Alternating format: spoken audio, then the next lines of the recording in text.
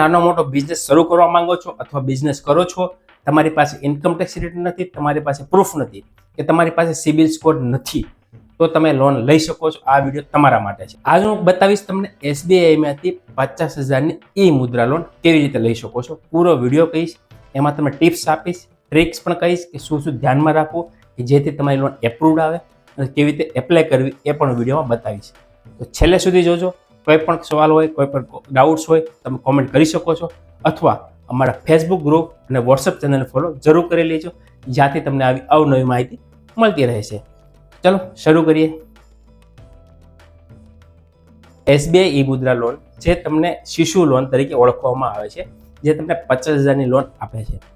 આ લોન તમારા બિઝનેસને શરૂ કરવા માટે આપે છે. ઘણા લોકો કહેતા હોય છે કે મારે બિઝનેસ લોન લેવી છે, પણ બિઝનેસ શરૂ કરવા માટે ફંડની જરૂર છે. જ્યારે તમે બેંકમાં જતા હો ત્યારે તમારી પાસે બિઝનેસ પ્રૂફ માંગે, એ પણ વર્ષ જૂના રિટર્ન માંગે. પણ આ બિઝનેસ શરૂ કરવા માટે આપે છે, જે તમને મુદ્રા લોનની 3 કેટેગરી છે. એમાંથી પહેલી કેટેગરી છે શિશુ લોન, જે તમને 50,000 સુધીની આપી શકે છે બિઝનેસ શરૂ કરવા માટે. બરાબર છે. આ એના માટેની વાત કરીશ. ક્રાઇટેરિયાની વાત કરું, ડોક્યુમેન્ટ્સની વાત કરું, તો તમારું બેંક એકાઉન્ટ SBIમાં હોવું જોઈએ. એ SBI લોકો માટે જ આપે છે, બીજી બેંકો પણ આપે છે. એના માટે આપણે નેક્સ્ટ ટાઈમ બનાવીશું વિડીયો, કઈ કંપની આપે છે, કેવી રીતે આપે છે, વગેરે વગેરે. અત્યારે આપણે SBIની વાત કરીએ છીએ. SBIમાં 50,000 સુધીની લોન આપે છે, પણ SBIનું એકાઉન્ટ હોવું જોઈએ. 1 વર્ષ જૂનું હોય તો વધારે સારું. નવું એકાઉન્ટ ખોલાવેલું હોય, 6 મહિના જ થયા હોય, એવા લોકો માટે એપ્રુવ નથી આવતા. મિનિમમ વર્ષ થયેલું હોવું જોઈએ. બીજું કે તમારી બેંક એકાઉન્ટમાં ટ્રાન્ઝેક્શન લેવડ દેવડ થતી હોવી જોઈએ. ઘણી વખત એવું થતું હોય કે એકાઉન્ટ તો હોય, પણ ટ્રાન્ઝેક્શન મહિનામાં 1 જ વાર કરતા હોય અથવા 3 મહિને કે 4 મહિને એકવાર કરતા હોય. એવા લોકો માટે એપ્રુવલ આવવાના ચાન્સ બહુ ઓછા છે. નોર્મલ ટ્રાન્ઝેક્શન હોવા જોઈએ, તો તમે એપ્લાય કરશો તો એપ્રુવલ આવવાના ચાન્સ વધી જશે. બીજું, જે લોકોનો સિબિલ સ્કોર નથી એ લોકો માટે જ છે. જો તમારો સિબિલ સ્કોર છે, મતલબ કે તમે કોઈ લોન લીધેલી છે, તો તમારા એપ્રુવલ આવવાના ચાન્સ બહુ ઓછા છે. અત્યાર સુધીમાં તમે લાઈફમાં જિંદગીમાં લોન ના લીધેલી હોય અને SBIમાં એકાઉન્ટ હોય, તો તમે એપ્લાય કરો તો એપ્રુવલ આવવાના ચાન્સ 99% વધી જશે. ઘણા લોકો એમ કહે છે કે મારો સિબિલ સ્કોર સારો છે છતાં મને લોન નથી મળતી, તો એનું એક આ કારણ છે. હવે આપણે વાત કરીશું મુદ્રા લોન 50,000ની તો આપે છે, એ તમને 5 વર્ષ સુધીની આપે છે. એમાં તમારો EMI 3 મહિના પછી ચાલુ થાય છે. મતલબ કે પૈસા આવે છે, તમે બિઝનેસમાં ચાલુ કરો છો. બિઝનેસ ચાલુ કરો એટલે તમારા મિનિમમ 2 થી 3 મહિના લાગે બિઝનેસ સ્ટાર્ટ થવા માટે. એના માટે તમને 3 મહિનાની રાહત આપે છે કે 3 મહિના પછી તમારી EMI સ્ટાર્ટ થશે. EMIની વાત કરું ને મિત્રો, ખાલી 1122 રૂપિયા જેટલો EMI આવે છે.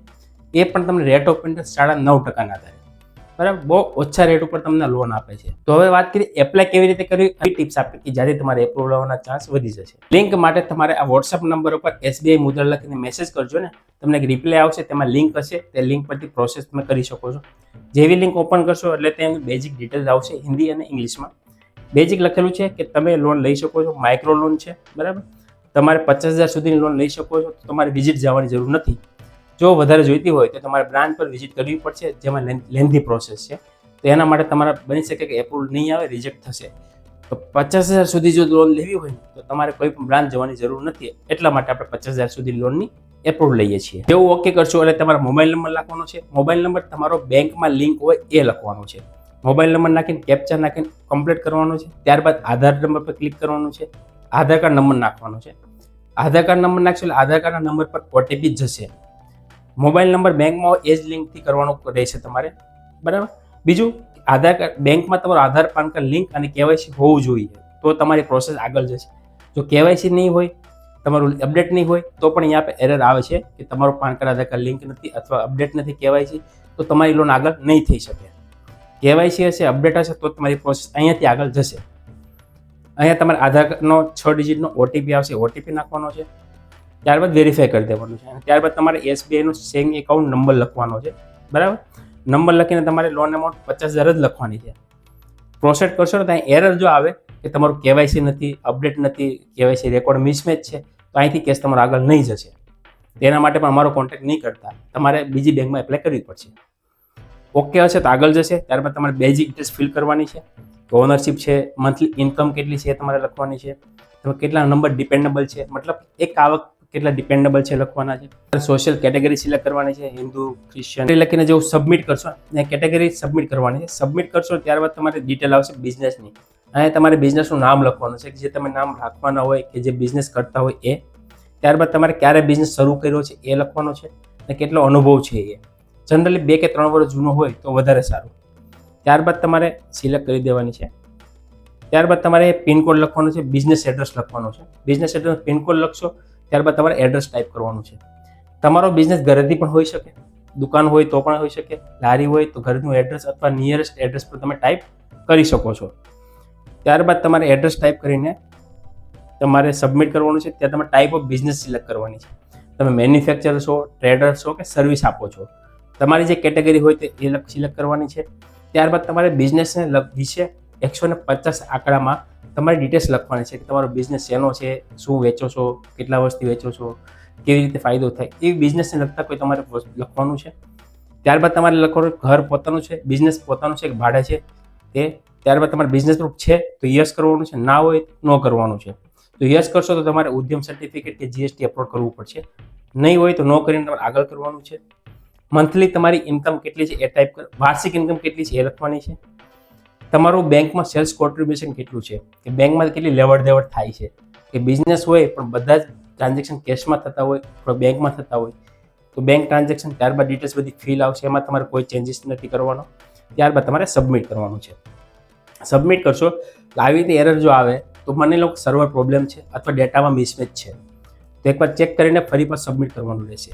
બીજું, તમારી બેંકમાં રેકોર્ડ અપડેટ નહીં હોય તો અહીંયા એક એરર આવશે, your KYC, PAN details, date of birth, એવી કોઈ પણ એક એરર આવે તો સમજવાનું કે બેંકમાં ડેટા મિસમેચ થાય છે, અપડેટ નથી, તો પણ તમારો કેસ આગળ નહીં થશે.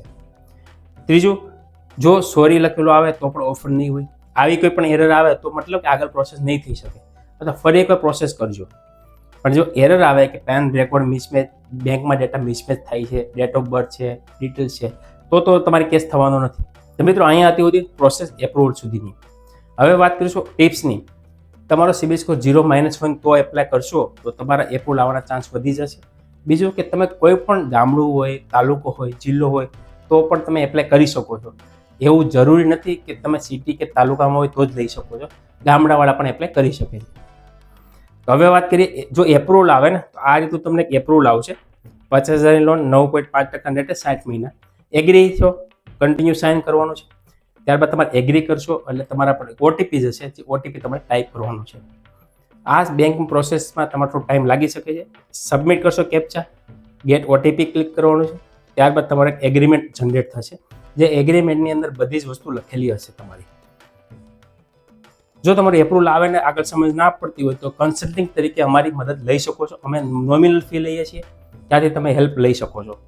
આ તમારો એગ્રીમેન્ટ છે. એગ્રીમેન્ટ તમારો જેવું જો એમાં બધી જ વસ્તુ લખેલી છે, કેટલા વર્ષ સુધી લોન ક્યારે ભરી શકો, કેટલો રેટ ઓફ ઇન્ટરેસ્ટ, બધી જ વિગત લખેલી છે.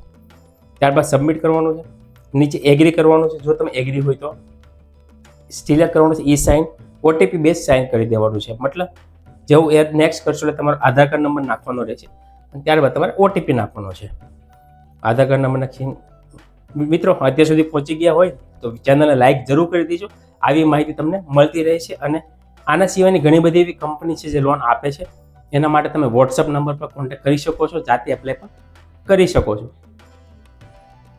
જેવું સબમિટ કરશો ત્યારબાદ થોડોક વેઇટિંગ થશે, 1 થી 2 સેકન્ડ, તમારી લોન ડન. ટ્રાન્ઝેક્શન થઈ ગયું. જુઓ એટલી જ વાર લાગે લોન થતા.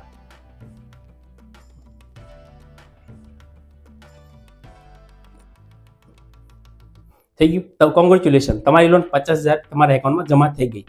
ચેક કરી લો મેસેજ. આ હતી એસબીઆઈ મુદ્રા માટે. તો ઘણા લોકોના મેસેજ આવતા હતા કે મારે લોન એપ્લાય કરવી, કેવી રીતે કરું. જો તમારો એપ્રુવલ આવે ને સમજ ના પડતી તો પણ અમે હેલ્પ કરી શકીશું. પણ તમારો સિબિલ ખરાબ હોય અથવા કોઈ લોન લીધેલી હોય, પ્રોબ્લેમ હોય, એવા કેસીસવાળા અમારે કોન્ટેક્ટ નહીં કરવાનો. તમે જાતે એપ્લાય કરી શકો છો અમારા વોટ્સઅપ નંબર ઉપરથી. તો આ હતી એસબીઆઈ મુદ્રા માટે. તો કેવો લાગ્યો વિડીયો કોમેન્ટ કરજો. સારું લાગે તો શેર જરૂર કરી દેજો.